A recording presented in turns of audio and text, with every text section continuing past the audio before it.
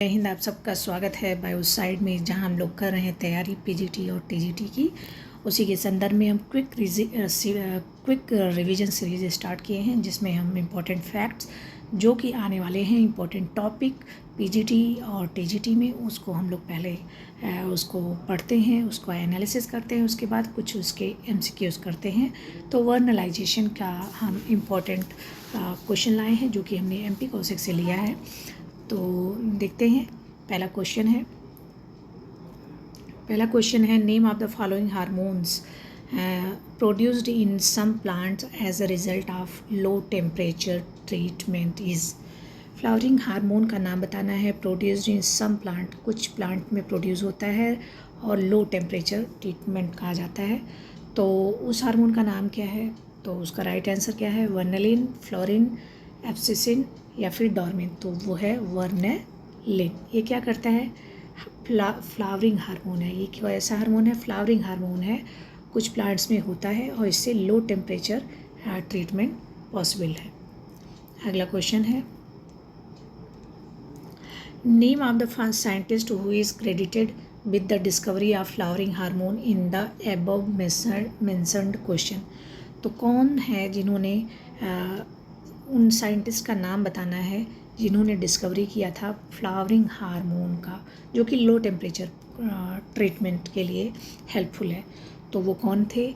मेल्चर्स, टिनमैन या फिर थीमैन या फिर चेल्कियान या फिर वेंट। तो राइट आंसर है मेल्चर्स ने ही इसकी डिस्कवरी की है, फ्लावरिंग हार्मोन वर्नलिन की। अगला question The acceleration of ability to flower by low temperature treatment is called. Low temperature treatment क्या कहलाता है? क्या वो फ्रीजिंग है? नहीं। Low temperature ability to flowering को एक्सेलरेट करता है, उसको बढ़ावा देता है लो टेम्परेचर पर। तो इसको लो टेम्परेचर ट्रीटमेंट भी कहा जाता है। तो क्या कहा जाता है? वो क्या प्रोसेस क्या है? फ्रीजिंग है, चिलिंग है, वर्नलाइजेशन है, फोटोपीरियोडिज्म। तो इसका राइट आंसर है वर्नलाइजेशन। अगला question the term vernalization was given by. अभी हमने देखा था कि टर्म वर्नलाइजेशन की खोज जो है, वह फ्लावरिंग हार्मोन की खोज जो है एट द लो टेम्परेचर, तो वो किया था मेल्चर ने। और लेकिन टर्म किसने दिया था, ये पूछा गया है इसमें। तो Garner,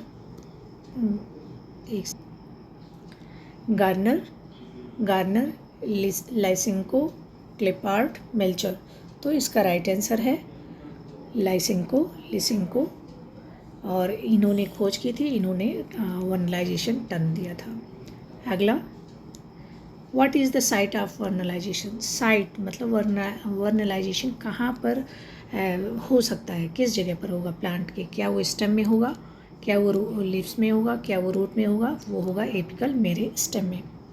apical meristem is the site of vernalization. अगला most appropriate temperature of vernalization के लिए सबसे अच्छा टेम्परेचर कितना होना चाहिए? 1 से 6 degree, 6 -6 0 degree, 7 degree is the appropriate temperature for vernalization. Next one is which is the application of vernalization. तो इसका एप्लीकेशन क्या है, मतलब क्या हो सकता है, क्या फ़ायदा है? इंक्रीज यील्ड, वर्नलाइजेशन से क्या इम्पैक्ट पड़ेगा, क्या फ़ायदा होगा? Increase yield, yes. Increase cold resistance and resistance of fungal disease, बिल्कुल सही। Crop can be produced earlier, हाँ, अर्लियर हम प्रोड्यूस कर सकते हैं। तो इसके सभी ऑप्शन सही हैं। तो इसका राइट आंसर होगा डी, मतलब crop can produced earlier. Crop को अर्लियर प्रोड्यूस किया जा सकता है, कोल्ड रेजिस्टेंस भी हो सकता है और यील्डिंग भी इंक्रीज हो सकती है। आगे अगला question which of the following hormone can replace vernalization. कौन सा हार्मोन ऐसा है जो कि वर्नलाइजेशन को रिप्लेस कर सकता है? रिप्लेस वही करेगा जो ये इसके जैसा काम करता होगा। तो कौन सा हार्मोन है जो काम करता है? साइटोकाइनिन, एथिलीन, ये सब, ऑक्सिन, जिब्रेलिन। तो इसमें कौन सा हार्मोन है जो ऐसा करता है, कौन सा हार्मोन है जो ऐसा करता है, तो आप सोचिए। तो इसका राइट आंसर क्या होना चाहिए?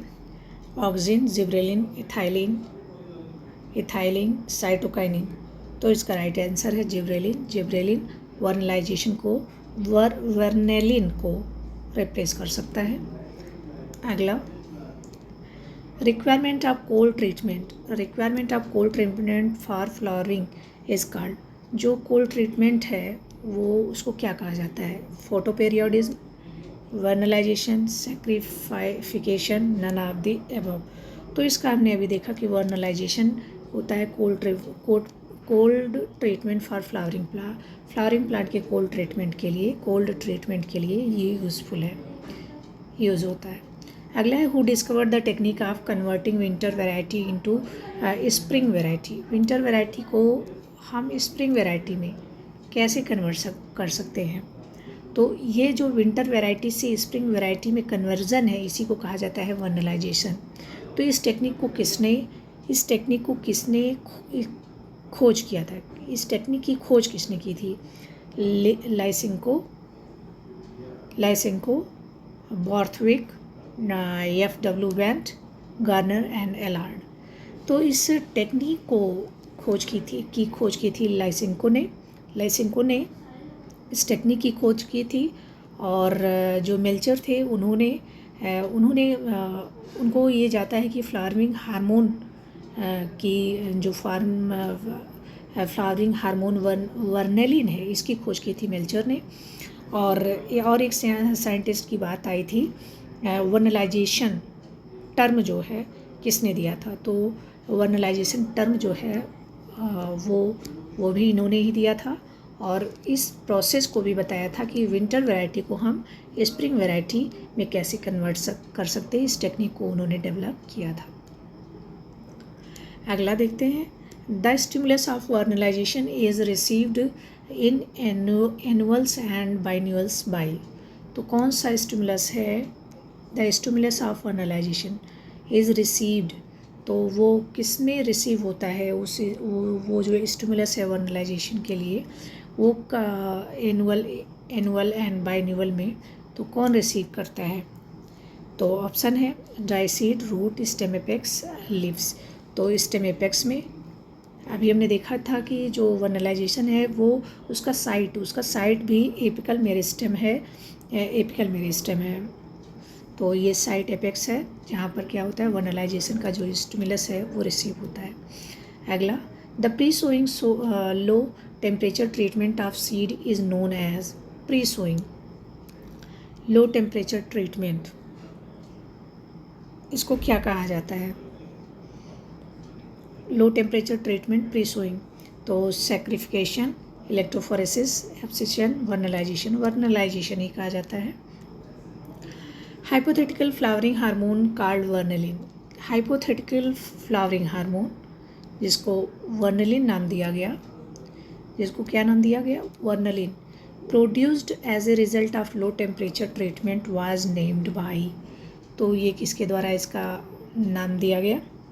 तो इसका राइट आंसर है मेल्चर ने ही वर्नेलिन जो हार्मोन है, फ्लावरिंग हार्मोन है, उसकी खोज की थी।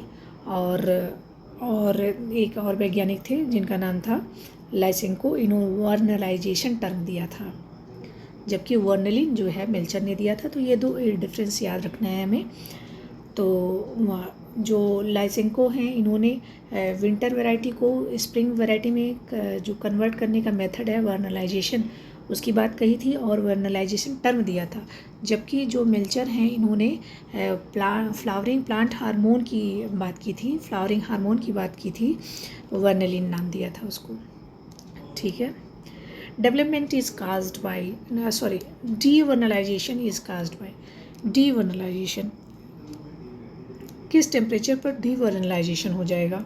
7 डिग्री सेंटीग्रेड तो है टेम्परेचर जहाँ पर वर्नलाइजेशन के लिए अप्रोप्रिएट टेम्परेचर है वर्नलाइजेशन का। तो डीवर्नलाइजेशन के लिए कौन सा टेम्परेचर होगा?